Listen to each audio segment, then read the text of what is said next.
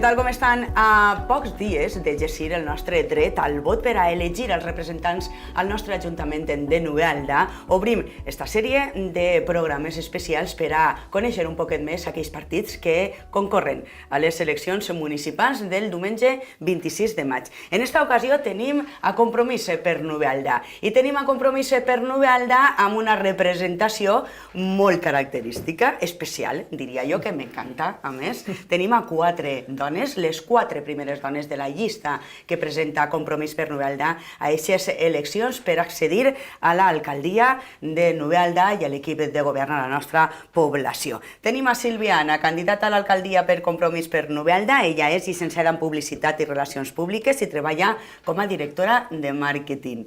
Benvinguda, Sílvia, de nou. Tenim també a Clara García, que és la número 4 de la llista. Ella és periodista, és llicenciada en periodisme i ara mateix exerceix de professora de llengua i literatura valenciana. Clara, què tal? Com estem? Molt bé. Hola. Continuem amb Berta Galiana, així a la meva esquerra. Ella és la número 5 de la llista de Compromís, és llicenciada en farmàcia i treballa en la indústria farmacèutica. Ho he de mirar perquè jo, a més, se me'n va. Berta, què tal? Bé.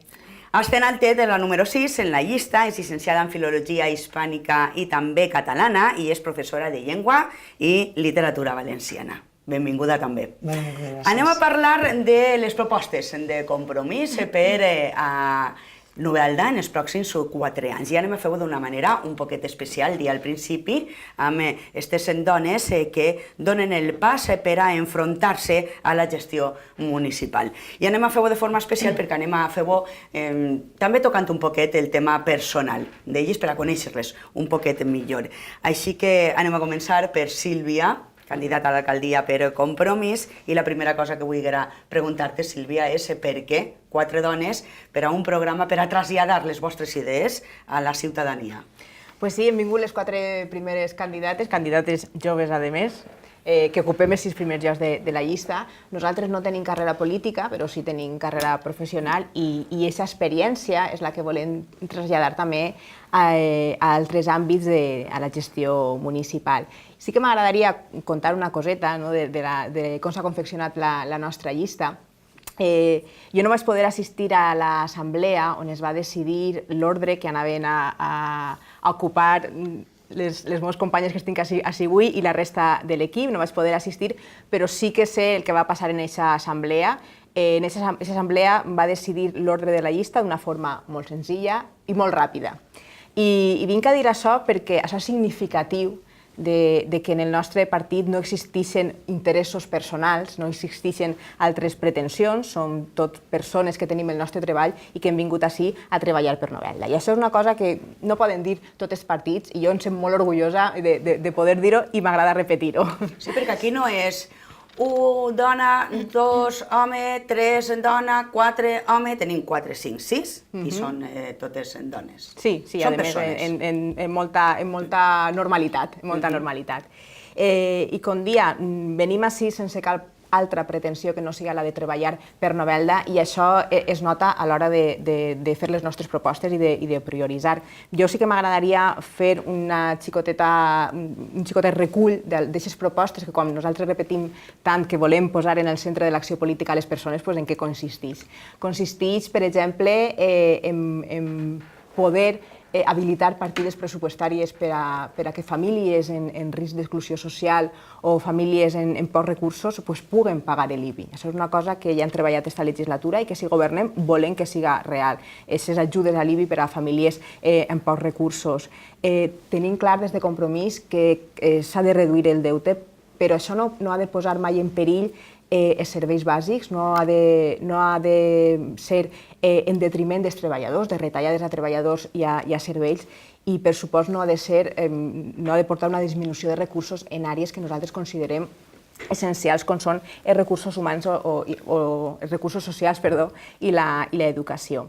I posar les persones en el centre de l'acció política passa per tots els àmbits, per tots els departaments. Parlem inclús de les nostres propostes en quant a inversions. Nosaltres volem que la participació ciutadana torni a ser part activa de les decisions en quant a inversions, tornar a parlar de pressupostos participatius, perquè, per exemple, grans inversions al nostre poble, com són el centre de malalts d'Alzheimer, ha vingut després dels pressupostos participatius. I aquestes coses són les que volem recuperar. Després parlem del pla general tan necessari, un pla general que nosaltres entenem que ha de preveure la construcció de vivendes de caràcter social finançades per la Generalitat. Després hem de ser sensibles també amb el drama de l'atur de tantes persones, de vora 2.500 novelders i novelderes. Volem reactivar el Consell Econòmic i Social perquè volem que existisca una col·laboració molt estreta entre l'empresa i l'Ajuntament i aquestes són les coses, aquestes són les polítiques de progrés, les polítiques humanes, les accions concretes que volem dur a terme si governem.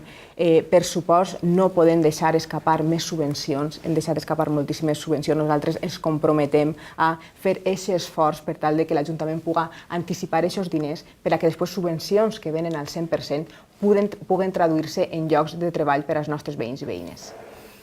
Berta, Galiana és una de les noves incorporacions a la llista de Compromís. Jo vull que me comentares com ha sigut això, no? Per què has donat este pas de ficar-te en política?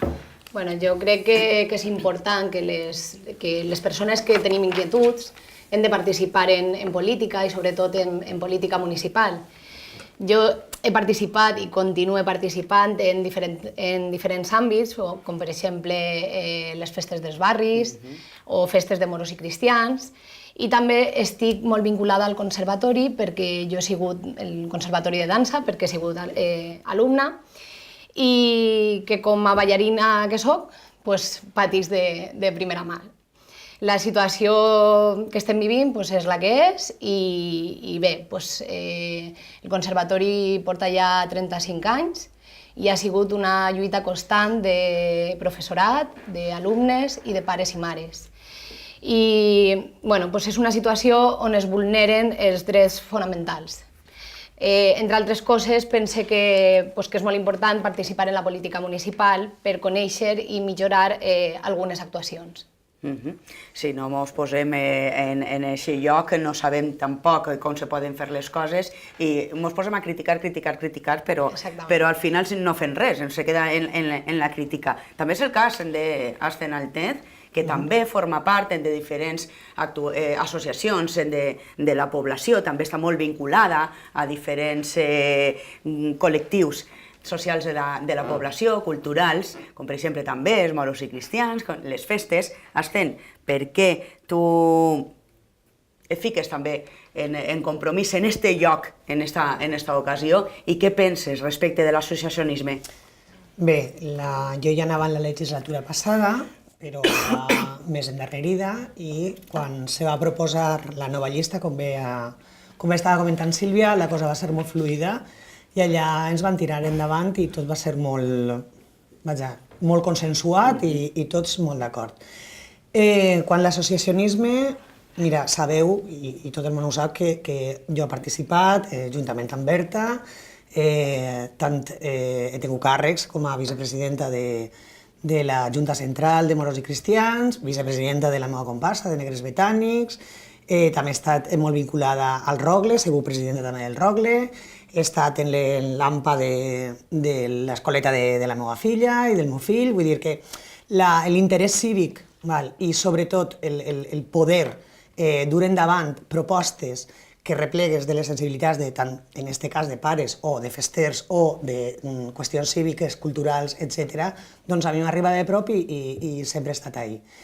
I considero que l'Ajuntament, en aquest cas, ha de fer molt de suport a l'associacionisme, molt de suport a les associacions, tant associacions com ara que estan suplint moltes mancances que fa l'Ajuntament, com pot ser l'associació d'Alzheimer, l'associació ANOC, moltíssimes associacions, no vull anar més perquè no vull oblidar-me de ninguna, però en aquest cas, i també altres, com ara associacions culturals, que també omplin mancances que l'Ajuntament té. El problema és que quan vas, trobes entrebancs i trobes molts problemes per a fer moltes coses. Aleshores, necessitem facilitar això. Necessitem veure que les associacions són un valor en el poble. És un valor afegit en el poble i hem d'estar molt orgullosos de les associacions que tenim perquè fan una feina importantíssima, tant sociosanitària com cultural. I això ha de tenir-se en compte i l'Ajuntament ha de recolzar tot això. A la fi són els que mouen el poble. Efectivament. Són els que mouen el poble. Clara, tu eres professora de secundària, també tenim a Asten, que és professora. L'educació és una cosa tan important per al futur. Parlem que els nostres fills són el futur, però l'educació és, jo crec que una de les bases del futur de la vida. Compromís que té pensat per a millorar aquesta àrea d'educació a la nostra població? Doncs mira, jo com a professora de secundària considero prioritari els cicles formatius, perquè hi ha molta gent que no vol accedir a batxillerat o fer una carrera universitària, però vol continuar la seva formació. I a més, aquest tema afecta també a l'ocupació. I una de les coses que proposem és que des de l'Ajuntament es faci un estudi de les necessitats que hi ha a la comarca i al poble i que es demani la implantació de cicles formatius que puguen ser útils per a les empreses i per al teixit productiu, com pot ser, per exemple, cicles enfocats a la indústria del marbre. Ens consta que en 4 anys des de l'Ajuntament no s'ha fet cap petició en aquest sentit, mentre que altres poblacions com Petrer o Elda han ampliat justament l'oferta de cicles que tenen relació amb les necessitats industrials de la zona. Per això creiem... Enfocades especialment al tipus d'indústria que tenim aquí. Exacte, fer un estudi d'implantació des de l'Ajuntament per a veure quines necessitats es tenen i enfocar cicles formatius justament que vagin cap a aquestes necessitats. Continuem amb Sílvia. Pensa que la presència de la dona pot reflectir-se en la gestió d'un ajuntament? Si, per exemple, és que esteu sentades aquí a la taula, entren en aquest ajuntament després del 26 de maig? Pues, no necessàriament es fan polítiques per la igualtat quan hi ha dones, i això és una realitat, però nosaltres jo crec que sí que tenim clar que es poden fer les coses d'una altra manera, que es pot fer política d'una altra forma. Algunes de nosaltres tenim fills i no volem renunciar a la nostra activitat política. Altres també, a més, treballem en l'empresa privada, sabem el que significa treballar en la igualtat de gènere en l'àmbit professional privat, sobretot moltes vegades quan un té un càrrec amb més responsabilitat, sabem el que significa treballar i lluitar d'aquesta forma. I jo crec que la igualtat a l'Ajuntament de Novelda avui en dia, l'àrea d'igualtat, tot el que... queda moltíssim per fer, jo crec que s'ha de fer tot pràcticament. Començant per un pla d'igualtat que no hem acabat la legislatura i no l'hem vist acabat, i nosaltres sí que volem adquirir el compromís de fer efectiu aquest pla per a que aquest pla sigui efectiu en la lluita contra la discriminació.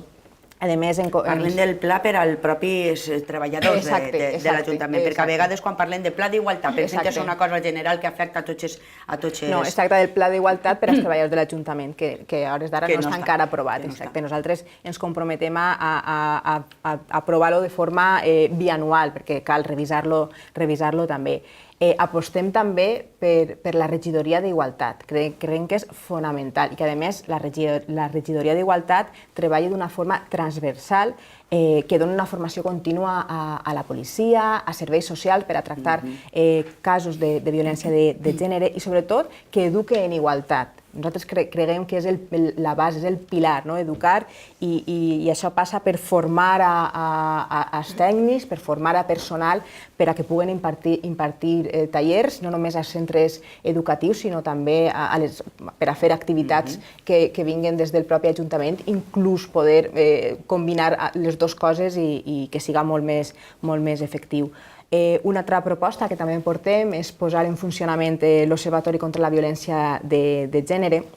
I m'ha cridat l'atenció, i sí que volia comentar-ho, com una cosa que pensem que ja està superada i acceptada, que la violència de gènere és un fet.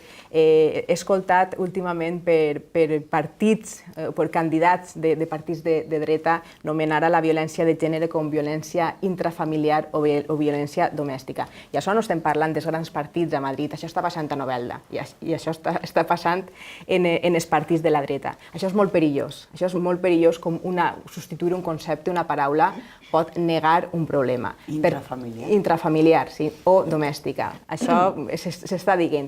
Jo crec que no ens podem quedar en que no passa res. Passa molt. Quan estem acceptant que això forma part del vocabulari comú, és que alguna cosa està passant perquè estem negant un problema i és quan més falta fa, quan cal que aquestes coses continuen treballant-se. Per això, des de Compromís, creiem que és fonamental continuar treballant per la igualtat. Berta, què pots aportar tu? Què penses que podries aportar tu? Bueno, pues entre altres coses, jo crec que per la meva experiència puc aportar la meva experiència de la gestió de festes o també aportar la proximitat que necessita la política municipal i la col·laboració en diferents associacions del poble, i és necessari reactivar la participació ciutadana, ja que el poble són les persones, i fer cultura, que és la base del respecte, del diàleg i el desenvolupament de les persones, i molt important promocionar-la des de la joventut. Anem a Ascen, altra vegada. Ascen, vosaltres des de Compromís heu dit que hi ha coses que són prioritàries i que hi ha coses a les que els polítics han de ser sensibles. Quines coses necessiten d'una sensibilitat especial per part dels polítics? Doncs clarament les persones, sobretot les persones que estan en una situació vulnerable. Mira, des de la Conselleria d'Igualtat i Polítiques Inclusives han hagut moltes millores i Novelda ha rebut el triple de subvenció que rebia abans de la legislatura del Botànic, a nivell de Conselleria. Després hem d'empoderar-nos i formar-nos damunt del que concebim com a beneficència i caritat. És que no és així. És a dir, hem d'activar un Consell de Benestar Social quan toca. I que no el que és la regidoria de Benestar Social o serveis socials no estiguen ahí esperant a que arriben, sinó eixir i buscar, perquè n'hi ha. Perquè ara, posem com a cas, una subvenció a majors de 65 anys per al rebut de la brossa, en comptes d'eixir des de serveis socials, així des del Departament d'Economia. No, serveis socials, només han beneficiat 14 persones o 12 persones. I moltes vegades les pròpies persones que tenen aquesta necessitat no van a demanar-la. Efectivament, però sí que se coneix el problema. És a dir, des de serveis socials tu saps el problema que n'hi ha. Aleshores, pense que hem de ser actius i que serveis socials se dote del personal que faci falta perquè les persones vulnerables tinguen cobertes les necessitats bàsiques. I moltes vegades no és així, i és molt lamentable, en ple segle XXI, que hi hagi gent que no tinga cobertes les necessitats bàsiques. Per a nosaltres la sensibilitat, sobretot, de les persones. I és això, és a dir, buscar que tinguin subvencions, la llei de dependència, per exemple, agilitzar-la a nivell municipal el màxim possible, un servei social, doncs això, que garantisca totes aquestes ajudes, que isca i publicite, que doni a conèixer les ajudes, perquè moltíssima gent no les coneix. Moltíssimes ajudes que es perden sense el sol·licitar-les. bono social tèrmic, doncs en altres poblacions s'han beneficiat 300 persones i aquí a Novelda s'han beneficiat 14. Això no és possible. No és possible. I pensa que l'Ajuntament ha de ser responsable en això. Perquè, a més, són qüestions no que li afecten a l'Ajuntament les subvencions, és a dir, és que les subvencions venen de fora. Per tant, no deixem passar aquestes oportunitats, perquè tot va en benefici i insistisc, no és possible que a hores d'ara hi hagi gent tan vulnerable com la que existeix al poble, lamentablement. Clara, em parlaves de fer una investigació, un estudi i que es demanaren cicles formatius adequats a la indústria que tenim ací. O sigui, que se forme per a després treballar en coses concretes que tenim ací. Tu, per exemple, eres periodista, has estudiat periodisme, però no treballes de periodista, eres professora. Aquest canvi com ha vingut? Doncs bé, jo crec que al cap i a la fi tot es basa en comunicació, que és el meu, en transmetre informació. I justament aquest canvi, aquest salt al món de l'educació, ha sigut possible perquè des de la Conselleria d'Educació se'ns ha donat l'oportunitat perquè hem passat en aquesta legislatura de tindre més de 6.000 professors, perquè s'han augmentat les aules, sobretot perquè han baixat les ràtios d'entre 5 i 7 alumnes, i molta gent ha tingut l'oportunitat de treballar durant aquest temps en l'educació. I bé, des de l'Ajuntament hem de continuar amb aquest treball que s'està fent des de la Conselleria d'Educació, de rescatar persones, no? Doncs, com, per exemple, continuant amb les beques menjadors o la xarxa llibres, que ha permès la gratuïtat dels llibres de text per a totes les famílies. I tot això fer-ho en col·laboració amb les AMPEs, que fan un treball importantíssim. I també nosaltres el que volem és obrir els centres educatius al poble, no? Que tots puguem aprofitar aquests serveis i també donar suport i com a donar-li més presència a l'esport base, que també és fonamental, no? en els joves, tant per tema de salut com d'oci. Aprofitar les instal·lacions, tenim instal·lacions en els col·legis estupendes i obrir-les fora de l'horari escolar. Això és una cosa que jo crec que en pensen molts, però que no saben com fer-ho o com se podria arribar ahí. Com vos veig predispostes, vaig a proposar-vos una cosa. En una frase jo vaig anar soltant-vos una sèrie de preguntes, algunes d'elles molt faciletes, i en una frase aneu contestant-me, val? Vinga, anem allà. Anem a començar amb Berta, mira que la tinc aquí al costat. Berta, molt fàcil. Com és l'experiència, la primera experiència de participar en una campanya electoral? Cansada ja ho sé, però a més d'això... Sí, sí. És una frase més llargueta, eh? Vinga, va, vale, per ser la primera. A més no sé ja. Pues amb molta il·lusió. He tingut l'oportunitat de conèixer a gent amb les mateixes inquietuds i el que més m'agrada és que fem un treball en equip. Una frase composta, tampoc ha sigut molt llarga. Vinga. Sílvia, tu vaig a preguntar-te un poc més relacionat ja en el propi Ajuntament, que el coneixes molt bé. Així que, què els ha faltat als dos alcaldes que han tingut en esta legislatura? Què penses tu que els ha faltat? Em toca ser crítica a mi, em toca ser crítica. Bé, jo crec que els ha faltat paraula i si ens centre en l'alcaldia del senyor Esteve, li ha faltat humanitat i li ha faltat també respecte cap al treball de l'oposició. I això hem vist exemples des de no estar en les juntes de govern, saltar-se un poc això del nostre dret a poder parlar, a fer preguntes, a fer pregs, etcètera, a tallar, a ordeno i mando, aquí mando yo. Jo també vos calle, Jo crec que se respecte cap al treball de l'oposició ha faltat. Asten, una notícia que t'agradaria donar-li als novelders si fores equip de govern a partir del 27 de maig? Mira, em vas a permetre que en doni dues. Molt bé. Mentre siguin bones i tres si vols. La primera, que en aquesta legislatura s'aprove el Pla General d'Ordenació Urbana, necessari per al poble. I la segona, relacionada amb les polítiques socials, que, per favor, que s'obliga... Bueno, la notícia seria que s'obliga el centre de dia de menors, tancat des de l'any 2012. Aprovat, consensuat en esta legislatura, però que ningú ha fet absolutament res. I és necessari per al poble. De forma molt breu, Asten, per què és tan important el Pla General d'Ordenació Urbana? Per què és tan important tindre una ciutat, un Pla General d'Ordenació Urbana, i més a Novelda, que portem des de 1992 en les normes subsidiàries, i ha plogut molt, aquí plou poquet, però ha plogut molt. Sí, ha plogut. A veure, el que no pot ser és estar legislatura rere legislatura, uns, altres i altres, amb un pla general que fan a València, que fan a la universitat, que fan aquí, i no tenir absolutament res. És a dir, necessitem saber quina és l'estructura del poble. Necessitem saber per on... Vull dir, és que penso que és necessari i precís que Novelda tingui un pla general i que no estiguem 10 o 12 anys, no sé, no recordes anys, parlant de la mateixa cosa. I aquí anem amb normes subsidiàries. I bé, no vaig entrar en els anys de bonança econòmica i d'obra i d'edificis, de fer d'edificis i tal, perquè no vaig entrar ahí.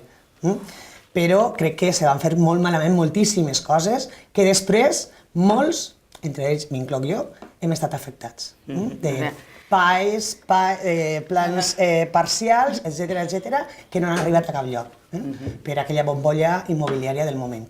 El fer les coses de forma organitzada per saber on van. I transparent. Anem a continuar. Berta, a què vos comprometeu amb els novelders a canvi de demanar-los la seva confiança, perquè així el que fem al fi i a la cap és demanar la confiança dels ciutadans de Novelda. Bé, doncs, a tornar la humanitat a l'Ajuntament i preocupar-nos per els problemes reals de les persones. Mira. Curteta. Curteta. Clara, com creus que serà el ser regidora? Doncs, primer de tot, un gran orgull i després una gran responsabilitat, però bé, estic molt il·lusionada i ja m'agradaria afrontar aquest repte i deixar-me la pell per millorar la vida de tots els novelders i les novelderes. Vosaltres, com hem comentat abans, començava així a Sílvia, este programa, parlant que teniu la vostra professió, tindreu el vostre treball. Com penseu que aneu a poder compaginar el treball d'una regidoria i de treballar per al poble, que jo crec que moltes vegades diuen que són les 24 hores al dia, això és mentira, són 26 o 27, i amb la professió? Doncs amb molta responsabilitat i amb molt d'esforç. Bàsicament és això, ser responsable, prioritzar i tindre clar que quan s'és regidor la prioritat és el benestar del poble de Novelda en aquest cas. I Clara seria regidora, Sílvia seria alcaldessa. Què és per a tu ser alcaldessa?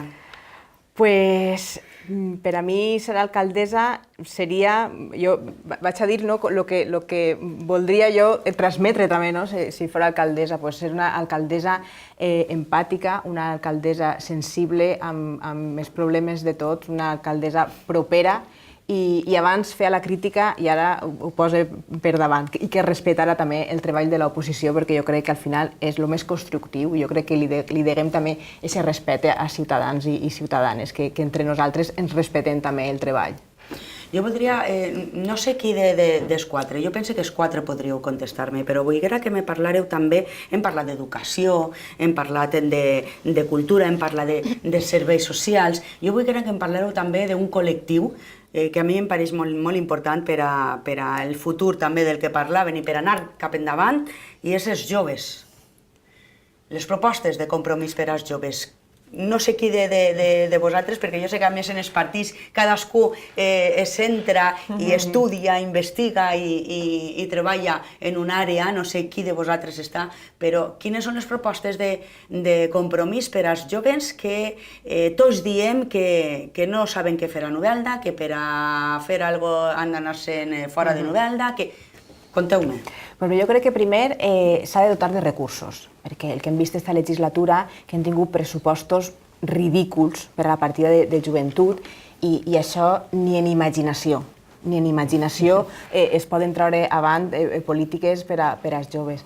Després creiem que és fonamental també enllaçar-ho en el tema de l'associacionisme, és a dir, tenim moltes associacions juvenils i parlaven també de la resta d'associacions, jo crec que és fonamental posar-les en valor i dotar-les també de recursos. Tenim el casal de la joventut, que cal adequar els horaris també per a que els joves puguen gastar-lo, puguen treure profit escàs de setmana.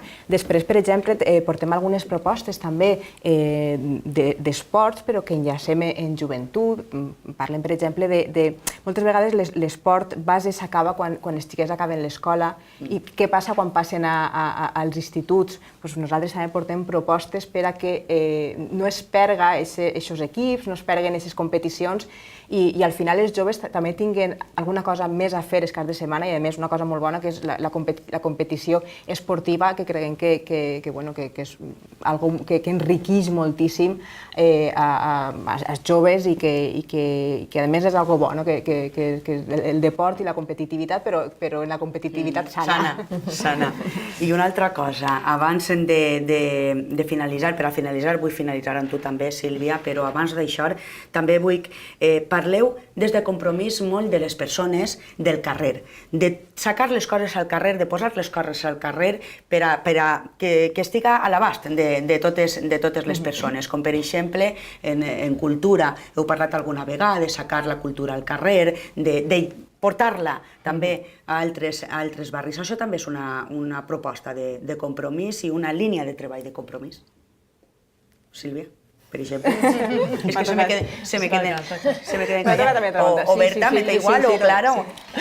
Bé, nosaltres creiem que la cultura l'hem de treballar en dos àmbits. Primer, hem de reforçar aquells que creen cultura, que fan cultura, associacions, escriptors, pintors, músics, i després n'hi ha una altra part que és la del poble que té el dret a consumir cultura. Llavors, no es pot fer cultura i quedar-nos en els actes que es fan per a certes efemèrides. S'ha de fer, i a més és una cosa que nosaltres portem en el programa, un pla estratègic cultural que apropi la cultura al poble, que doni força a aquells que creen cultura, però que l'apropi també, que la faci atractiva. I això, com dic, ha de ser un pla. I que hi hagi continuïtat per a que la gent no tinga que estar pendent de que avui ja està, demà no ho sé. Exactament. Premis literaris que s'han quedat en l'oblit, recuperar-los, apropar la lectura als xiquets traient els llibres, o físics o llibres electrònics als nostres parcs, i en això també estem clavant no només cultura, al final clavem educació, clavem associacions que vulguin involucrar-se. Creiem que és possible una forma de fer poble, d'enriquir el poble, en la que tots puguem col·laborar. Arribem a la fi d'este programa. Sílvia, jo vull donar-te l'oportunitat de que es dirigisques a la ciutadania. El proper 26 de maig tenim una cita molt important per a tots els ciutadans i per als partits. Què esperes d'eixe dia de Ciutadans de Novelda? Doncs bé, nosaltres jo crec que durant aquests 4 anys hem treballat, jo crec que d'una forma que van dir que anàvem a fer. Van dir que anaven a dir les coses molt clares, que una volta ja com a oposició anaven a ser molt clars, però anaven a tindre les mans esteses també per a treballar. Jo crec que això ho hem aconseguit. Per tant, jo crec que sí que volem tindre la confiança dels veïns i veïnes de Novelda per a fer exactament el que hem fet fins ara, que és continuar treballant. La nostra il·lusió el 26 de maig, la il·lusió de tots, serà veure com ens podem convertir en la primera força progressista de Novelda, això que assegura governs progressistes, perquè no sabem altres partits progressistes al final si passaran coses com les que poden passar a Madrid, que al final es donen pactes entre partits d'esquerra i de dreta. Al final nosaltres el que tenim clar és que som un partit de progrés i formarem part de governs de progrés. Aquest serà un dels nostres objectius. Un altre objectiu serà el parar a les dretes, que al final és el que nosaltres volem, perquè la ideologia sí que és important, perquè al final la ideologia és el que marca totes les coses que hem vingut a explicar nosaltres així. Això no està en l'ADN polític de partits de la dreta, per exemple. Què demana? Ja que puc demanar el vot o demanar la confiança, doncs sí, demana aquesta confiança, i sobretot que la gent isca a votar i que isca a votar amb alegria, a depositar la confiança i a omplir de raons aquest vot, aquesta confiança. Moltíssimes gràcies a les 4. Gràcies. Sort el proper diumenge, 26 de maig. Moltes gràcies. Gràcies.